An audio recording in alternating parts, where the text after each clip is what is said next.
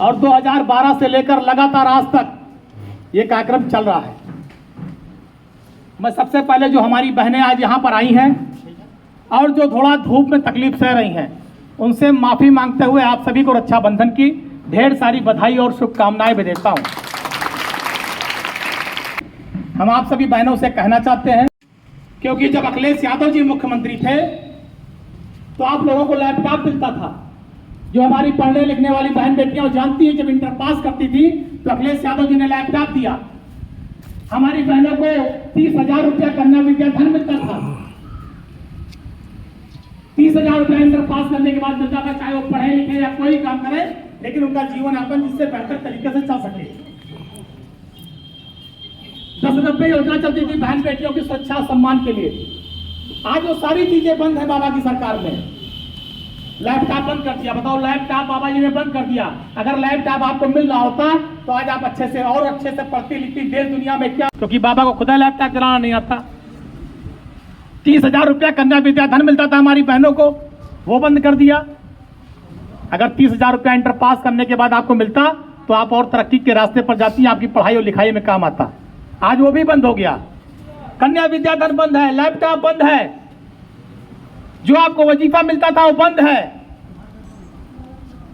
हम आपसे कहना चाहते हैं, आप आने वाले समय में अपने भाई अखिलेश यादव जी को आशीर्वाद दीजिए। उन्होंने पूरे प्रदेश की बहनों को अपनी बहन समझकर लैपटॉप और कन्या विद्या धन दिया था कि हमारी बहन बेटियां पढ़े लिखे आगे बढ़े, इसलिए लैपटॉप और कन्या विद्या धन दिया था। लेकिन आज भाजपा की सरकार में वो सारी योजनाएं बंद हो चुकी हैं। इसलिए हम आपसे कहना चाहते हैं, आपसे आज विनती करने के लिए आए हैं कि आप सब आशीर्वाद दीजिए और रक्षाबंधन के पवित्र त्योहार पर आपसे आशीर्वाद मांग रहे हैं।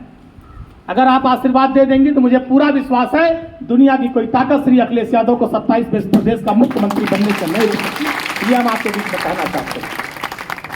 हमारी पढ़ने लिखने वाली बच्चियां या बहनें बैठी, हम आपसे पूछना चाहते हैं, पहले परमानेंट नौकरी मिलती थी, आज परमानेंट नौकरी नहीं है, संविदा भी खत्म, आउटसोर्सिंग है। आप बताओ, आप यहाँ जितनी बहनें हैं सब मध्यम वर्गीय परिवार की हैं। आपके माता पिता एक रुपया जोड़कर आपके स्कूल की फीस देते हैं, कोचिंग की फीस देते हैं, आपका कॉपी किताब और ड्रेस का इंतजाम करते हैं। बताइए सही है कि गलत है? एक रुपया जोड़कर आपके लिए सारा इंतजाम करते हैं। लेकिन उसके बाद अगर आप इतना पढ़ने लिखने के बाद, बीएससी करने के बाद, एमएससी करने के बाद, एमकॉम बीकॉम करने के बाद, एलएलबी एमटेक बीटेक करने के बाद, एमबीबीएस करने के बाद या पॉलिटेक्निक और ढेर सारे कोर्स जो आप लोग करते हैं, उसे करने के बाद अगर परमानेंट नौकरी नहीं मिल रही है तो सोचिए आपका भविष्य क्या होगा। अखिलेश यादव जी ने इस बात का वादा 2022 के चुनाव में किया था कि अगर हमारी सरकार बनेगी हम संविदा खत्म करेंगे, हम अपने बहन बेटियों को, अपने भाइयों को, नौजवानों को परमानेंट नौकरी देंगे। और अभी जब 2024 के चुनाव में आप लोगों ने लोकसभा में श्री अवधेश प्रसाद जी को सांसद बना है, इस फैजाबाद का चुना है, तो भी अखिलेश यादव जी ने इस बात को कहा है कि हमारी सरकार बनेगी तो हम परमानेंट नौकरी देने का काम करेंगे, संविदा और आउटसोर्सिंग खत्म करने का काम करेंगे, जिससे हमारे नौजवानों को भटकना न पड़े। आज ये आउटसोर्स कंपनी वाले क्या करते हैं? 8वीं फेल है लेकिन ज्यादा पैसा है तो कंपनी बना लिए और उसके बाद पढ़े लिखे लोगों को कमीशन लेकर नौकरी देते हैं। पढ़े लिखे लोगों को पैसा लेकर नौकरी देते हैं, घूस लेकर, और जब 1 साल बीत जाता है तो फिर रिन्यूअल के नाम पर पैसा मांगते हैं कि रिन्यूअल करना हो तो फिर कमीशन दो। तो बताइए, पढ़ा लिखा नौजवान जिंदगी भर घूस देगा, कमीशन देगा, तो उसके घर और परिवार का क्या होगा, उसके बच्चों का क्या होगा? इसलिए हम आपकी तरक्की और खुशहाली चाहते हैं। और हम चाहते हैं जब हमारी कोई एक बहन बेटी पढ़ती है तो केवल एक परिवार नहीं तरक्की करता, 2 परिवार तरक्की करता है। उसका मायका भी तरक्की करता है, ससुराल भी तरक्की करता है, और आने वाली पीढ़ियां भी पढ़ लिख कर तरक्की करती हैं। इसलिए हम आज आपसे कहना चाहते हैं, आप सभी बहनों से कहना चाहते हैं कि आप सब पढ़िए लिखिए, तरक्की करिए। अगर आपके पढ़ाई लिखाई में कभी कोई कलम किताब की जरूरत होगी तो आपकी पूरी मदद करेंगे। अगर हमारी किसी बहन को फीस की कोई जरूरत होगी तो उसकी भी पूरी मदद करेंगे। आपको अच्छे कलम कापी किताब ड्रेस जो भी जरूरत होगी, अगर कभी आपको लगे कि आपके माता पिता इंतजाम नहीं कर पा रहे हैं तो आप हमसे बताइएगा, आपका भाई सारा इंतजाम करेगा। लेकिन हम आपसे चाहते हैं कि आप पढ़ लिख कर बड़ी अधिकारी बनिए। आज लड़कियां डीएम बनकर जिला चला रही हैं, आज हमारी बहन बेटियां कप्तान बनकर जिले की कानून व्यवस्था संभाल रही हैं, हमारी बहन बेटियां जज बनकर बड़ी चेयर पर बैठकर लोगों को न्याय दे रही हैं, डॉक्टर बनकर लोगों का इलाज कर रही हैं, बड़ी प्रोफेसर बनकर लोगों को पढ़ा रही हैं, पायलट बनकर जहाज उड़ा रही हैं। हम भी चाहते हैं कि हमारे अयोध्या विधानसभा, हमारे क्षेत्र की जो बहनें यहाँ बैठी हैं, आने वाले समय में ये भी बड़ी अधिकारी बने और अपने इस पूरे क्षेत्र के नाम को गौरवान्वित करें, सम्मानित करें। ये हम आपसे कहना चाहते हैं।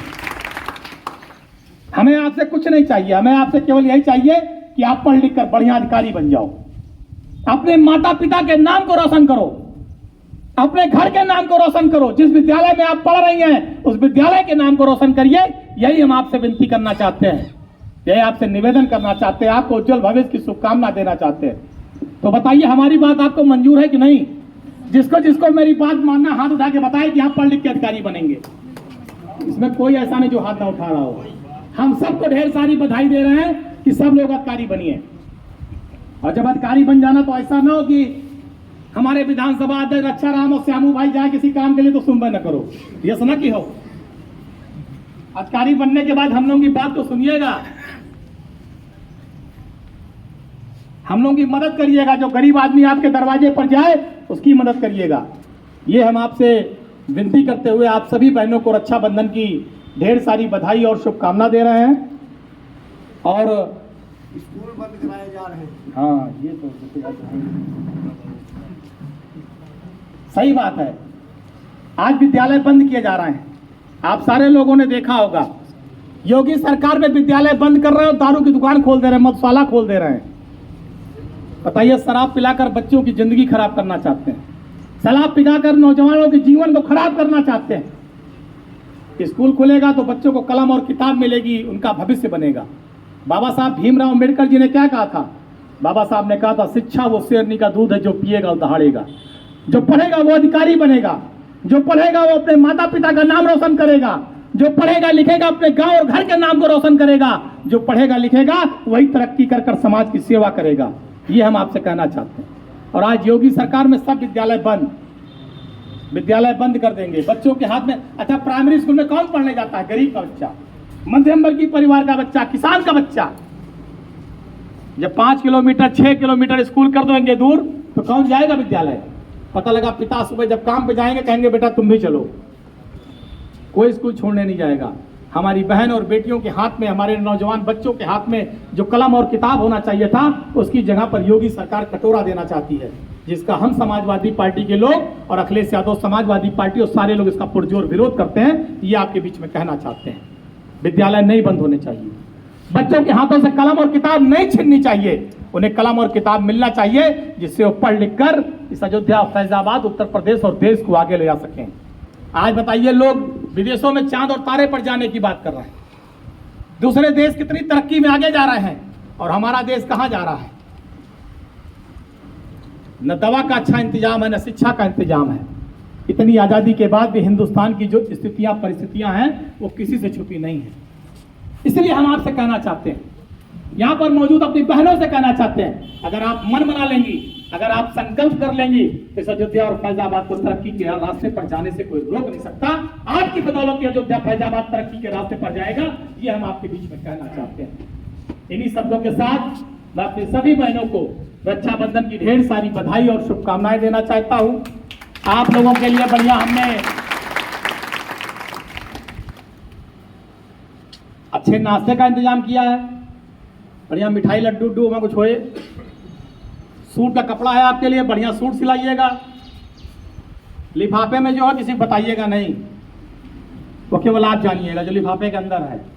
और उसके बाद झोला है, झोला आपके मम्मी पापा के लिए है। सब्जी लाने जाना होगा, कम से कम सब्जी ले जाए तो हमारा प्रचार तो हो जाए अखिलेश यादव और समाजवादी पार्टी का। आपको पैसा न लगे, हमारा प्रचार हो जाए। यहाँ सब समाजवादी पार्टी का मामला है।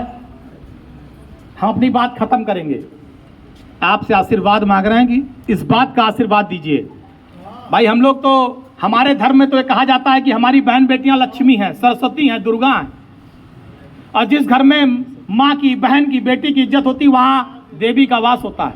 तो इतनी ढेर सारी देवियां आशीर्वाद देंगी तो हिंदुस्तान की ताकत किसी की है जो अखिलेश यादव को मुख्यमंत्री बनने से रोक ले? अगर इतनी सारी देवियां एक साथ आशीर्वाद दे देंगी तो दुनिया की कोई ताकत श्री अखिलेश यादव को मुख्यमंत्री बनने से नहीं रोक सकती। तो देवियों, हाथ जोड़ के निवेदन है, दिल से आशीर्वाद दे दो। और जब सुबह अगरबत्ती अगर सुलगावत हो या भगवान के सामने विनती उनती करो तो थोड़ा बहुत ये ध्यान रखो, ये भी विनती कर लेना कि 27 में अखिलेश यादव मुख्यमंत्री बने, जिससे आपको लैपटॉप फिर से मिले। अरे आप अगर मान लो आगे बढ़ जाएंगे तो आपकी छोटी बहन को, छोटे भाई को मिलेगा, घर में कोई तो पाएगा, परिवार का तो कोई पाएगा, गांव का कोई पाएगा, वार्ड मोहल्ले कोई पाएगा। बच्चों को लैपटॉप फिर से मिलना शुरू हो। जो कन्या विद्याधन 30,000 मिलता था वो 50,000 रुपया हमारी बेटियों को मिले। इसके लिए अखिलेश यादव का मुख्यमंत्री बनना बहुत जरूरी है। हमारी बहन बेटियां परमानेंट नौकरी पाए, इसलिए अखिलेश यादव जी का मुख्यमंत्री बनना बहुत जरूरी है। और परमानेंट नौकरी हमारी बहन बेटियों को मिले, हमारी बहन बेटियां सुरक्षित रहे, उनका सम्मान सुरक्षित रहे, इसलिए अखिलेश यादव जी का मुख्यमंत्री बनना बहुत जरूरी है। और आप सबको हम धन्यवाद देंगे कि आप सबका ही धन 2023 के रक्षाबंधन में श्री अवधेश प्रसाद जी यहां पर आए थे। 24 में लोकसभा का चुनाव हुआ है, 23 में आए थे, क्यों क्या दिन दिया 23 में, और 23 में वो यहाँ पर उन्होंने आप लोगों को वस्त्र बांटा था, सभी बहनों का सम्मान किया था इसी बाउंड्री के अंदर, और आप सबका आशीर्वाद लगा कि आज वो 24 में इस हिंदुस्तान की सबसे बड़ी पंचायत में बैठ रहे हैं, सांसद हैं। ये सब आप सबकी आशीर्वाद की बदौलत है। इसके लिए आपको और आपके परिवार को भी हम धन्यवाद देना चाहते हैं।